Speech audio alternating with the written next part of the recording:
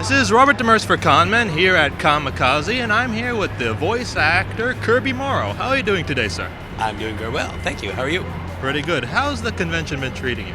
Well, it treats me like I owe it money. I don't know what's going on. It's great. I'm having so much fun, meeting lots of fans, and it's great to meet people that actually really enjoy what I do. So I'm loving it. What do you think, in your opinion, brings so many people to conventions like these? You know, it's a common love for these kinds of things, for the fantasy world, for the games and the characterizations, and it's like we can make Halloween extra days of the year by going to Comic-Cons because people can dress up and have fun. It's fantastic. What was it about acting that made you want to become an actor?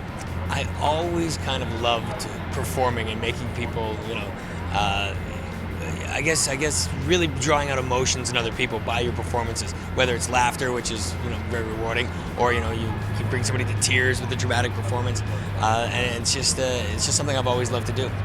So, how do you go about creating new voices and developing your vocal range? Well, that's because this is an instrument, and it's all muscles. And we can make new voices by moving our articulators, which is, our teeth, our lips, our hard and soft palate, our lower jaw, everything allows us to create voice. So when I look at a character, I like to look at the picture, and that gives me a real idea of where I think a voice should be centered. And then I just start to build on it and think, maybe it should be something like this, or maybe it just be a little higher, you can just kind of go over the place like, whoa, Michelangelo, dude. You can kind of follow a riff of the way voices have been going, or you can just come up with something really crazy and just hope they like it and hire you and give you work. Well, speaking of crazy, what do you think is the oddest thing you've ever had to say for a role?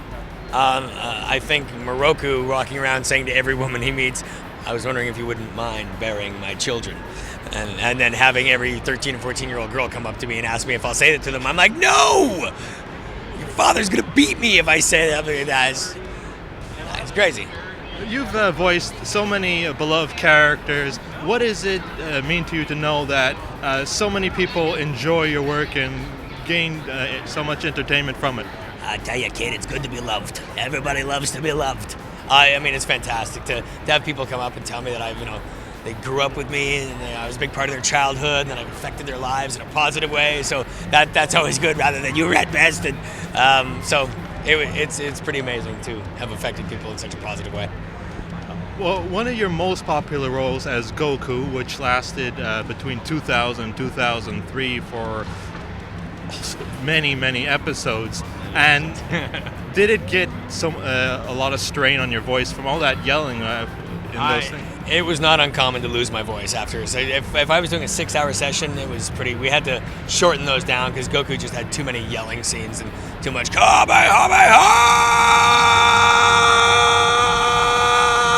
it just goes on, and so I had to really. After a while, I go, okay, let's make it a 3-hour session and make it a little easier. We'll only do 7 episodes, and yeah. Well, yelling all that much, was it a stress release? Yeah, it was like I was driving through traffic afterwards, like, okay, cool. Yeah, so it was quite fun. So somebody was taking a photo real quick, had to do a pose. Anyway, yeah, it's pretty great, especially when you get to play villains. You can go in and be an evil villain, and then you're like, yeah, everything just seems relaxing now. It seems great. So. Well, with Goku and the yelling for those long periods of time, is there a record somewhere for the longest you went in one sitting? I believe it's 23 seconds because I remember doing that one. They're like, okay, we need a 23-second yell, and I'd be yelling, and then I'd crap out, and they go, it was 22 seconds. We got to try it again. I'm like, and just it's a long time to be exerting the top of your lungs. So it's pretty funny. With so many roles voice actors take, and with a lot of the characters you've done, what kind of characters are you working on now in projects? I'm working on Cole from Ninjago. He's 14-year-old Cole. He's the leader of the Ninja Warriors in Ninjago, learning the art of spinjitzu to fight the evil Lord Garmadon. I also just did the Yoda Chronicles, Lego Star Wars, where I played Anakin Skywalker and General Grievous. Remember General Grievous? His forearm, like, activate big shields. Of course, they do a little effect on it, but when I did the audition, I did it like that in the microphone, and they were in LA listening, and they're like, "Did you just stick your head in a bucket? How'd you do that?" I'm like, "Well, I just did a thing with my hands." But there's another little thing involving a guy in an iron suit that I'm not allowed to talk about, but it's coming up.